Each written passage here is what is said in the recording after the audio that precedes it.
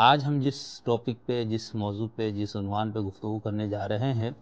وہ نظریہ علم یا علمیات ہے، جس کو ایپسٹمولوجی بھی کہا جاتا ہے، اور عربی زبان میں جس کو نظریۃ المعرفہ کہا جاتا ہے۔ نظریہ علم، علم اور اس سے متعلقہ جو مباحث ہے اس کا تعلق علم کے جس شعبے سے ہے فلسفے میں، اس کو ایپسٹمولوجی یا نظریہ علم یا علمیات کے نام سے موسوم کیا جاتا ہے۔ علمیات یا نظریہ علم کی جو تعریف کشاف اصطلاحات فلسفہ میں درج ہے وہ میں آپ کو بتا دیتا ہوں۔ علم کا مطالعہ، نظریہ علم جو علم سے متعلق ان امور کا جائزہ لے، مثلا مبدأ علم، مسلمات علم، حقیقت علم، دائرہ علم اور صداقت علم وغیرہ۔ تو ان موضوعات سے متعلق جس شعبہ علم کے جس شعبے میں گفتگو ہوتی ہے اس کو علمیات یا نظریہ علم کہا جاتا ہے۔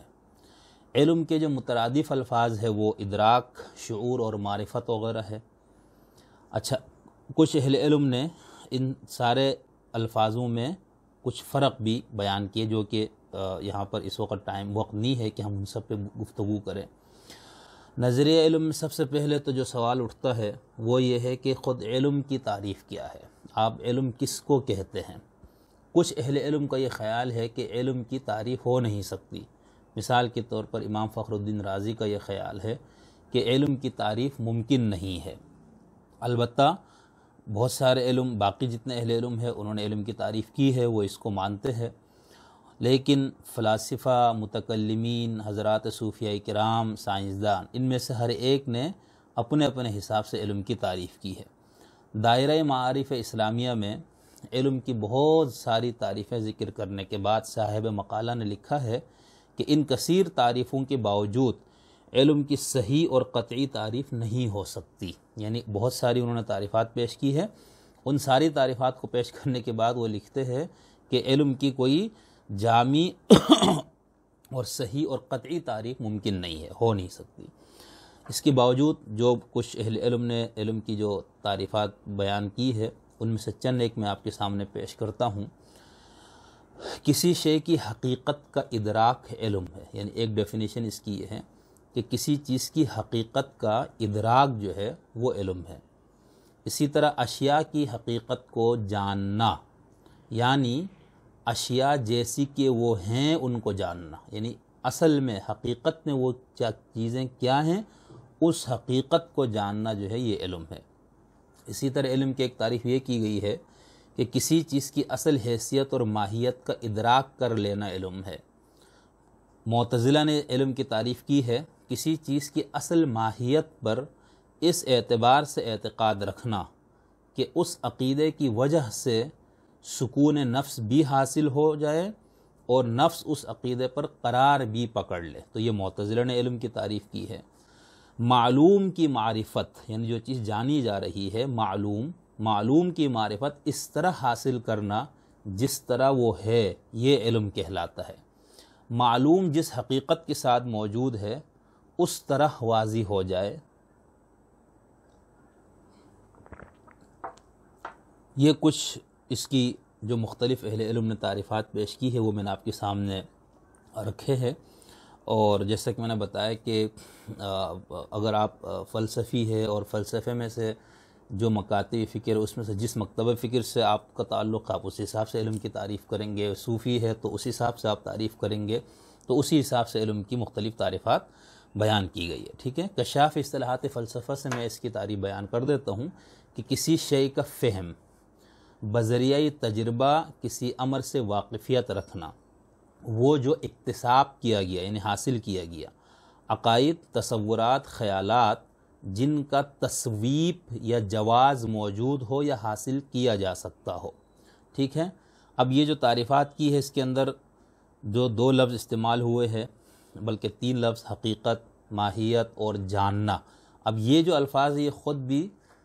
سوالات پیدا ہوتے ہیں کہ حقیقت جو لفظ استعمال ہم کرتے ہیں تو اس سے کیا مراد ہے؟ علم، اب اس کی تھوڑی سی میں نے تعریفات آپ کو بتا دی کہ اس سے کیا مراد ہے، یعنی جاننا، جاننے کا یا علم کا کیا مطلب ہے۔ اسی طرح یہ سوال یہ پیدا ہوتا ہے کہ جب لفظ ماہیت ہم استعمال کرتے ہیں تو اس کا کیا مفہوم ہے، ٹھیک ہے۔ اسی طرح حقیقت کیا ہے، اور یہ سوال یہ پیدا ہوتا ہے کہ کیا حقیقت کا علم ممکن ہے۔ حقیقت جو ہے، لفظ حقیقت جس کا ہم استعمال کرتے ہیں فلسفے میں، اس لفظ کا مطلب ہوتا ہے اشیاء کی، چیزوں کی اصلیت یا نوعیت، ٹھیک ہے، جوہر یا ہستی، عارضی کے مقابلے میں مستقل، قائم بالذات، یعنی یہ اس کی تعریف ہے، ٹھیک ہے۔ یعنی جو چیز عارضی ہے اس کو ہم حقیقت نہیں کہیں گے، بلکہ مستقل اور وہ قائم بالذات ہو تو اس کو حقیقت کہا جاتا ہے۔ اسی طرح لفظ ماہیت جو ہے، اس کا مطلب ہے کسی شے کے لازمی اور وجوبی عناصر یا صفات جن کے بغیر اس شے کی تعریف نہ ہو سکے، وہ جو کسی چیز کی تبدیلی یا تغیرات میں بے بدل ہو۔ تو یہ اس لفظ ایسنس یا ماہیت کی ڈیفینیشن ہے، کیونکہ اس علم کی تعریف کرتے ہوئے ہم نے یہ 2-3 الفاظ استعمال کیے تھے، تو میں نے کہا اس کی بھی تھوڑی سی وضاحت کر دوں۔ اسی طرح کچھ اہل علم و دانش کا یہ خیال ہے کہ جس کو ہم حقیقت کہتے ہیں اس کا علم ممکن نہیں ہے، ہمارے پاس وہ سورس ہی نہیں ہے جس سے ہم چیزوں کی اصل حقیقت کو جان سکے، ٹھیک ہے۔ مثال کے طور پر مشہور فلسفی کانٹ کا یہ بہت مشہور مقولہ ہے، ان کا یہ کہنا ہے کہ ہم اشیاء کائنات کو جیسی وہ در حقیقت ہیں قطعاً نہیں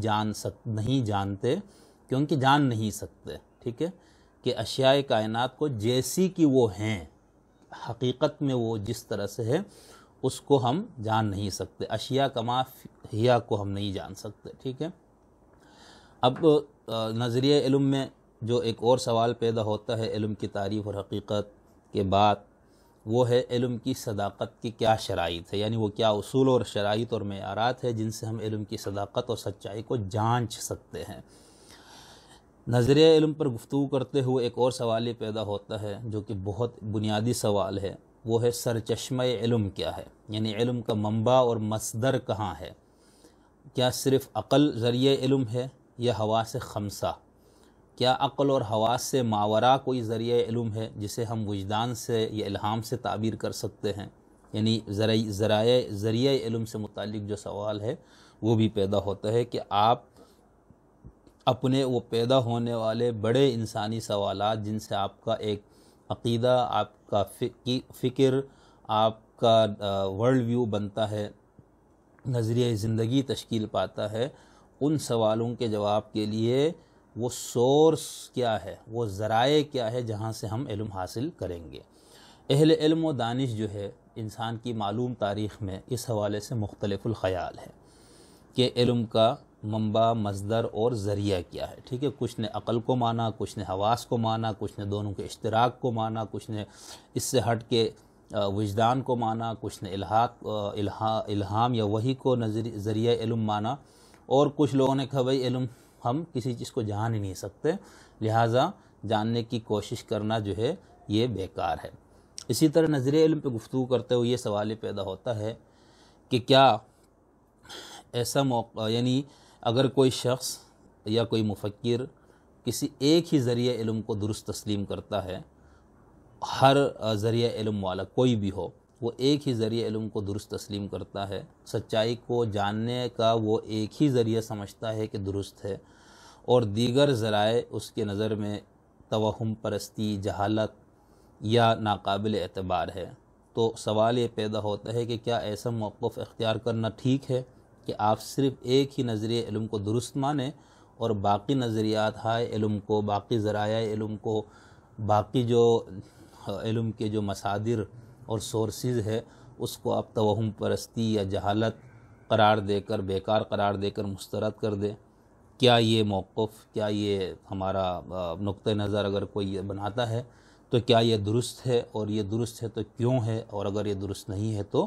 کیوں نہیں ہے؟ اسی طرح یہ سوال یہ پیدا ہوتا ہے۔ اچھا، اب یہ بھی سوال پیدا ہوتا ہے کہ کیا یہ ممکن ہے کہ ان تمام ذرائع علم کو درست مانا جائے، یعنی ایک کو نہیں بلکہ تمام ذرائع علم کو درست مانا جائے؟ اگر جواب ہاں میں ہے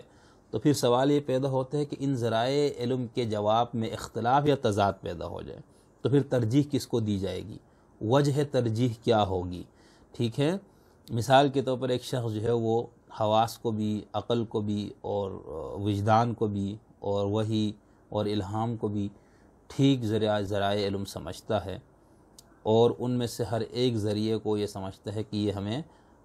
حتمی حقیقت کا علم دے سکتا ہے، تو اب اگر ان میں سے مثال کے طور پر الہام اور وحی سے آیا ہوا جواب اگر وہ حواس سے حاصل شدہ علم یا عقل سے حاصل شدہ علم کے ساتھ، یعنی اس کے جواب کے ساتھ اگر اس میں تضاد واقع ہو جائے، تو پھر سوال یہ پیدا ہوتا ہے کہ اس میں سے پھر کس کو ترجیح دی جائے گی، کس جواب کو ترجیح ہم دیں گے اور کس بنیاد پہ دیں گے۔ اور کیا یہ بھی ممکن ہے کہ ہم مختلف ذرائع علم سے ملنے والے الگ الگ جوابات کو درست تسلیم کر لیں، یعنی سچائی ایک سے زائد ہونے کے جو تصور ہے کیا یہ درست ہے، اس کو ہم مان سکتے ہیں؟ تو نظریہ علم یا علمیات سے متعلق جو انسان کے سوالات ہیں، جن سوالات پہ ہم نے گزشتہ 3 ویلاگس میں گفتگو کی تھی، جو انسان کے بڑے سوالات ہیں، ان سوالوں کے جواب کے حصول کے لیے انسان نے جو تگ و دو کی ہے، یا جو انسان اس کے لیے جواب کے حصول کے لیے جو جدوجہد کرتا ہے، تو اس جواب کے حصول کا جو کوشش ہے وہ ہم اس کو نظر علم کہیں گے۔ اور اس سے متعلق کچھ سوالات پیدا ہوتے تھے جو آج کی اس ویلاگ میں ہم نے آپ کے سامنے پیش کر دیے ہیں۔ اب آگے ہم نہایت اختصار کے ساتھ کچھ بڑے ذرائع علم پر گفتگو کریں گے۔ امید ہے آپ کو یہ سلسلہ پسند آئے گا۔